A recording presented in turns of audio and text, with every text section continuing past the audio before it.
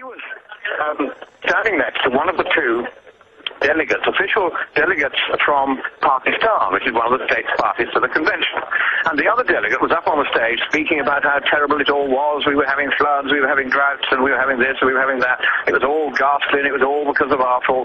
And quietly the other delegate said, he knows, and I know, that there's not a word of truth in any of that, and that the whole of this thing is just nonsense, but we've been told by our government to say it, and so that's what we have to say.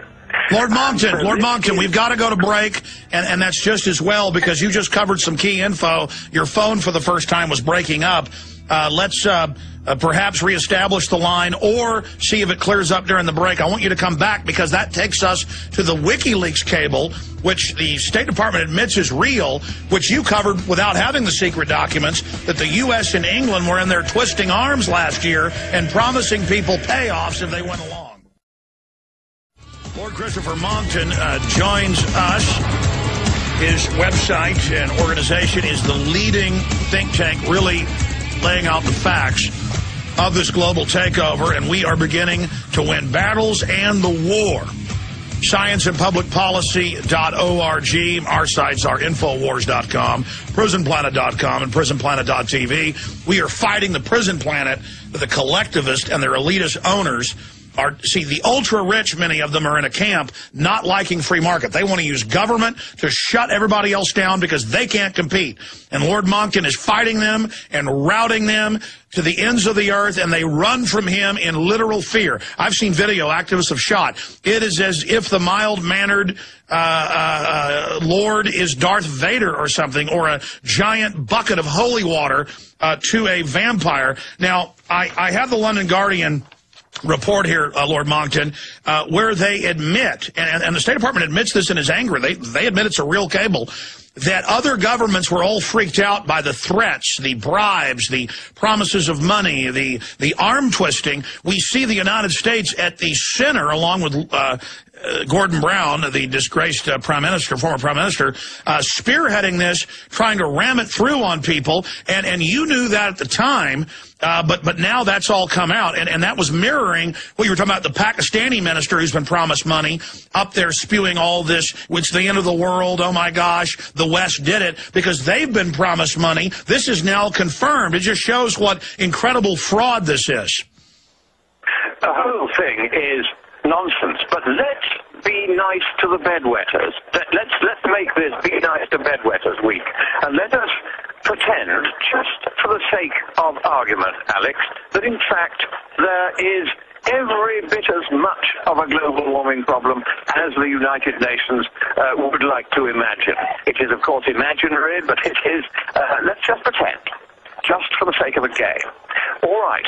Now, we know that at this conference, they are going to try to bully the countries of the West, who are all too eager, most of them, to comply, to hand over $100 billion of Western taxpayers' money to the UN. Of course, the name of the game is that it's supposed to go to third world countries to help them to adapt to the consequences of the terrible global warming that we in the West have caused by our emissions of carbon dioxide. But let's just pretend for a moment that they're right. $100 billion a year is $1 trillion every 10 years.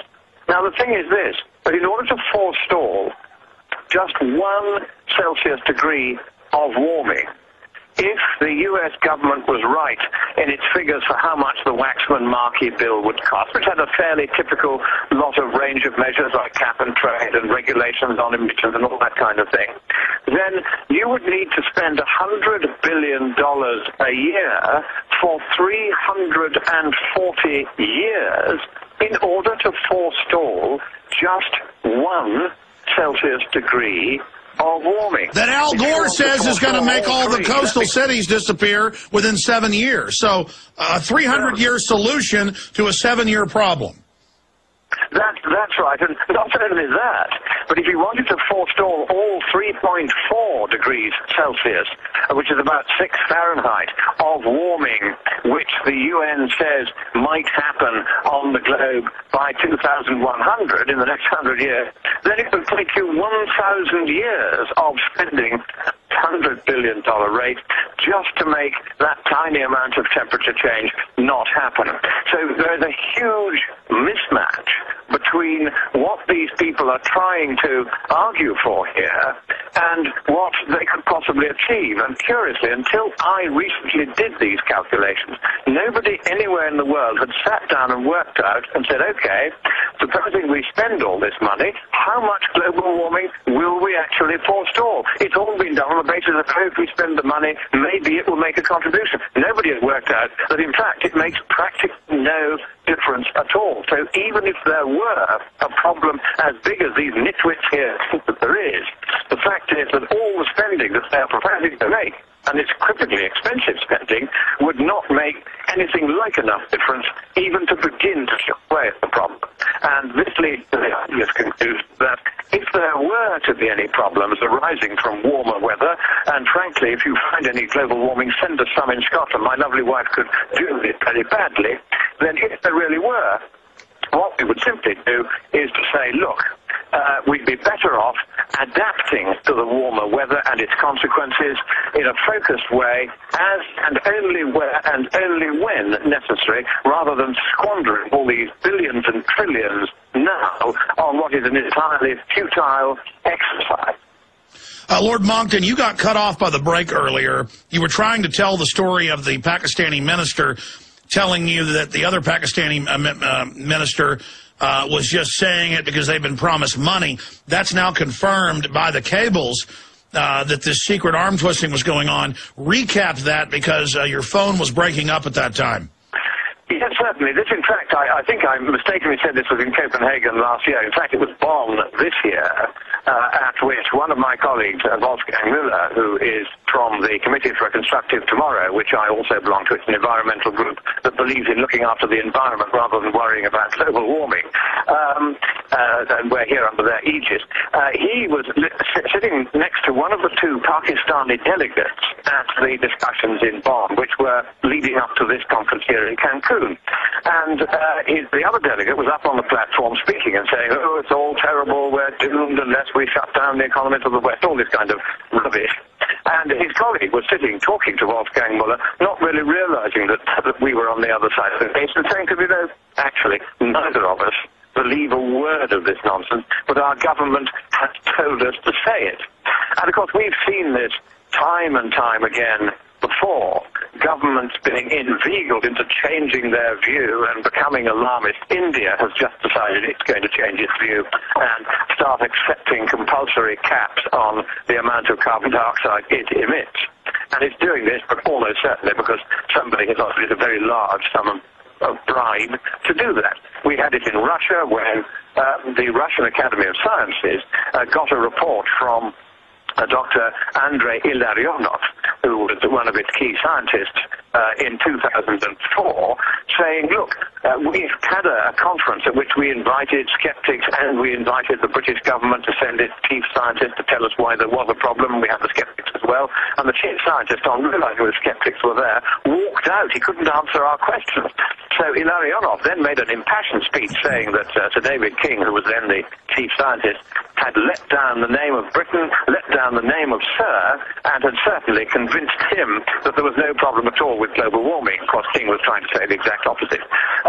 So then 6 months later, Tony Blair went to see Gaz Putin, the new Tsar of all the Russians at that time, and said to him, look, if you want to get entry into the World Trade Organization on highly favorable terms, we want you to shut Dr. Ilarionov and the Russian Academy of Sciences up, get them to change their view, and become a true believer in the new religion of global warming. Because that way, all of us in the governing class can, and I'm going to use a rude word here, can screw the ordinary people of the world. And, of course, duly, Putin changed his mind, ordered the Russian Academy to do the same. And these are the very nasty little games that are being played. But, of course, the more they play these games, the more they get caught out. Because, the great thing about bureaucracies is that most of the people who are in these bureaucracies are actually good people. they're trying to do a decent job. They can see that the maniacs who are in charge of the asylum are dishonest and corrupt. And so they then leak info. One of them has the courage to stand up and say so, and that's how we get the WikiLeaks, that's how we get the ClimateGate emails, that's how we get these stories from the Pakistan minister, that's how I got Andrei Ilarionov to tell me personally what I've just told you. Unbelievable. So you were told directly by the head of the Russian Academy of Sciences that this went on. That is a huge news story in and of itself, showing how they do this by hook and by crook. Now, shifting gears, we know these people love to play the part of savior of the earth. They're also control freaks. The White House science czar agrees with Ted Turner in writings that he wants to sterilize us with chemicals in the water, and he wants one-child policies. He's also told the Associated Press in the first press conference he gave almost 2 years ago that he wants to geoengineer the planet to save us from environmental degradation. And we know Bill Gates, who's pushing this, has bought the patents for it. So another way they want to tax us is for the world having to pay them to, quote, save us from the global warming. Then they get to play the part of, like, Superman, savior of the world from Lex Luthor, the boogeyman, Bizarro, and the rest of Superman's enemies. We have an Activist Post article. UN climate concern morphs into chemtrail glee club. And I've got all the different articles here where they're hopping around at the meeting trying to get rid of the UN treaty on geoengineering from decades ago. So what else? We covered the other official documents where they call for force relocating populations. I mean, what types of bizarre craziness are you hearing from these people? Well, of course, they are talking of forced relocations because of the imagined sea level rise, which also, incidentally, isn't happening. Sea level is rising at around 8 inches to 1 foot per century, as it has done, as best we can work it out, for the last century and a half. Before that, the records aren't too good. But we can tell from ice cores and geological records that over the last 11,400 years, sea level has risen by more than 400 feet. That's close to 4 feet per century. Now we're down to less than 1 foot per century. Ooh, I'm not very terrified, are you? So yes, they then propose all these monstrous geoengineering programs, putting giant umbrellas made of aluminum up between us and the sun in outer space, and every time a meteorite comes along, it punches a hole and tears the thing apart. They're thinking of using, in fact, putting more pollution back into the atmosphere because the pollution stops the sun getting through and cools down the planet. Just one problem with that. They had overestimated the amount of cooling caused by that kind of pollution, and the figures were corrected last year in a paper by Gunnar Myhre, which is about to yet again change all the science, because it means that the warming effect of CO2, paradoxically, is a lot less than the UN had formerly thought. So we're getting all these people advocating more and more extreme, absurd, and above all expensive solutions. And also, of course, very immoral solutions. You know, the idea of saying to people, you can only have one child because we say so, is outrageous.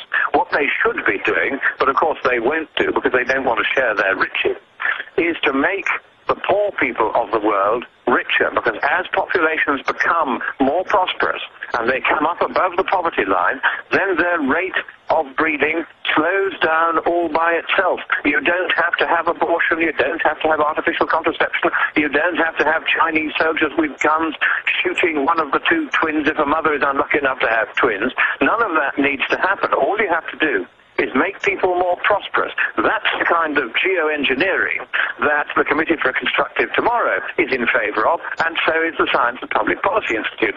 We visited just yesterday a village only 10 miles from where I'm standing in the conference hall, and that village had no electricity, no sanitation, no water, no school until a Catholic charity came and gave it one, and no health care. They have absolutely nothing except each other.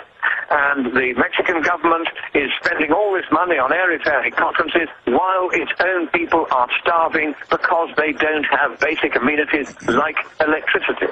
That's the kind of geoengineering I want to see. Electricity for everyone. Clean water and safe sewage disposal for everyone. Well, Lord Monckton, for everyone. Healthcare for everyone. That's the kind of geoengineering I want to see, but you won't hear much of that among the lunatics at this conference here in Cancun. And I hope you're getting the flavour, Alex, that I'm becoming very angry at this unwillingness of the world's governing class to listen to the needs of ordinary people around the world. It's bad enough that they spit in the face of democracy and try and take it away. It's bad enough that our freedom and our money are being taken away.